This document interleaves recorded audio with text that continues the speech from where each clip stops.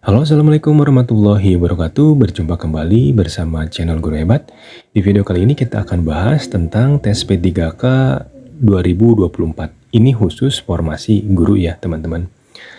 Perlu teman-teman tahu, video ini saya buat untuk teman-teman yang baru pertama kali tes P3K agar lebih mempersiapkan diri. Nah, pada tahap seleksi nanti ada beberapa tahap yang perlu teman-teman lalui ya. Yang pertama ada seleksi administrasi dan juga seleksi kompetensi. Jadi untuk P3K hanya dua ini ya yang harus kita maksimalkan agar kita bisa lulus. Untuk seleksi kompetensi ini terdiri dari seleksi kompetensi teknis ya, ada manajerial, ada sosial kultural dan juga wawancara. Nah, dalam video ini ada beberapa hal juga yang akan saya bahas. Yang pertama tentang penjelasan seleksi kompetensi ini dan juga penjelasan tentang fokus penilaian nanti ketika ujian. Dan yang terakhir ada pemetaan soalnya seperti apa ya. Oke, yang pertama dulu ke seleksi kompetensi teknis ya. Ini penjelasannya ada di bawah. Nah, jadi untuk penjelasan kompetensi teknis sendiri, ini nanti soalnya itu tentang bidang yang kita lamar. Contohnya guru SD ya, berarti nanti soalnya itu berkaitan tentang bidang SD gitu ya. Selanjutnya ini ada manajerial, ini fokusnya itu ke penilaian kompetensi tertentu. Nanti kita jelaskan lebih rincinya. Selanjutnya ada sosial kultural di sini. Menilai pengetahuan dan sikap terkait pengalaman berinteraksi dengan masyarakat yang beragam. Dan juga terakhir ini ada wawancara. Ini menilai aspek integritas ya. Nah, untuk wawancara sendiri ini bukan face to face tapi berupa soal dan soalnya itu pilihan ganda. Nanti dari pilihan itu ada poin tertentu yang paling tinggi ya yang harus kita pilih tentunya teman-teman. Baik, kita lanjutkan ke fokus penilaian. Untuk manajerial, ini ada 8 komponen yang perlu kita pahami. Yang pertama, integritas. Nah, integritas sendiri, berdasarkan pengertiannya, itu merupakan konsistensi dengan apa yang dikatakan dan tingkah lakunya sesuai dengan nilai yang dianut. Ini konsisten di sini maksudnya dengan komitmen dan konsekuensi di dunia kerja ya. Dan juga nilai-nilainya sendiri ini lebih ke seperti jujur, disiplin, tanggung jawab, tegas, dan juga mandiri. Mungkin ada beberapa nilai yang lain ya yang termasuk ke dalam integritas ini. Yang kedua ada kerjasama. Kerjasama merupakan usaha untuk mencapai tujuan bersama. Ini berkaitan dengan kepercayaan, tugas, tujuan, hubungan interpersonal dengan rekan kerja maupun saling mendukung ya ketika ada tugas. Selanjutnya yang ketiga ada komunikasi. Komunikasi merupakan penggunaan informasi agar bisa terhubung dengan lingkungan dan orang lain. Yang berkaitan dengan poin ini adalah keahlian berbicara, menulis, dan juga menyimak ya. Selanjutnya ada orientasi pada hasil yang poin keempat. Nah, ini merupakan cara mengidentifikasi risiko dan peluang dengan melihat rencana dan hasil untuk mencapai keberhasilan pada organisasi. Yang berkaitan pada poin ini seperti tujuan, perencanaan, tugas, proses, dan juga hasil. Dan nanti berarti soal-soalnya berkaitan dengan itu ya, teman-teman. Dan yang kelima ini tentang pelayanan publik. Nah, pelayanan publik adalah aktivitas yang diberikan untuk pemenuhan kebutuhan publik.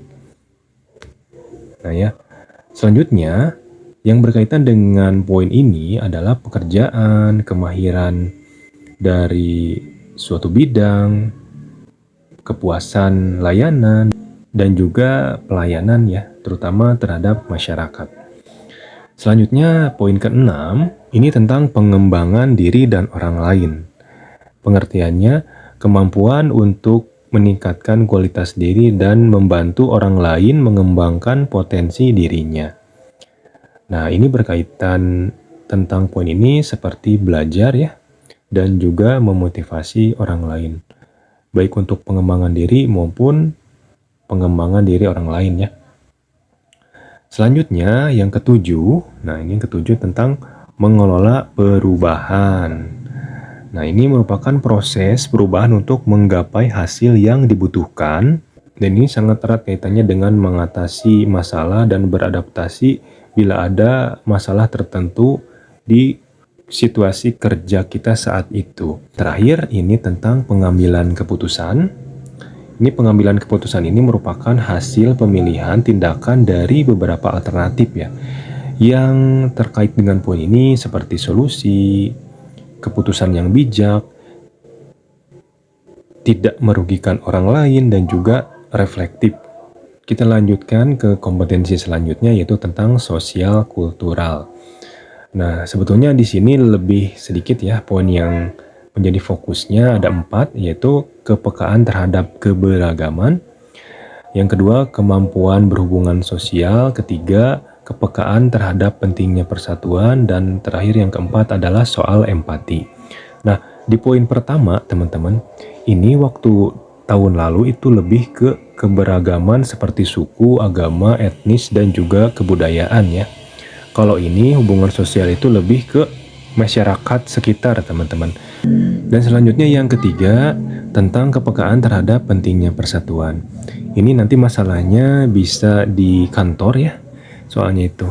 Ataupun tentang masyarakat nanti ya, bagaimana kita bisa peka terhadap sesuatu masalah yang terjadi di masyarakat. Nah yang terakhir ada empati. Empati ini bisa masalahnya beragam ya teman-teman. Bisa di masyarakat ataupun di kantor ya, nanti permasalahan ada di soalnya. Dan terakhir ini wawancara. Nah ini menjadi aspek yang sangat penting juga ya teman-teman. Jadi ada beberapa penilaian untuk wawancara sendiri. Sebetulnya ini pengembangan dari yang manajerial yang atas ya, terutama pada penilaian integritasnya. Nanti kita dinilai seperti nilai kejujuran, etika, keadilan, komitmen, tanggung jawab, dan juga disiplin ya teman-teman. Yang 6 komponen ini. Oke, kita lanjutkan ke pemetaan soal. Jika teman-teman perhatikan ya, di sini ada kompetensi teknis, di mana jumlah soalnya paling banyak 90 dan juga skor maksimalnya 5 ya.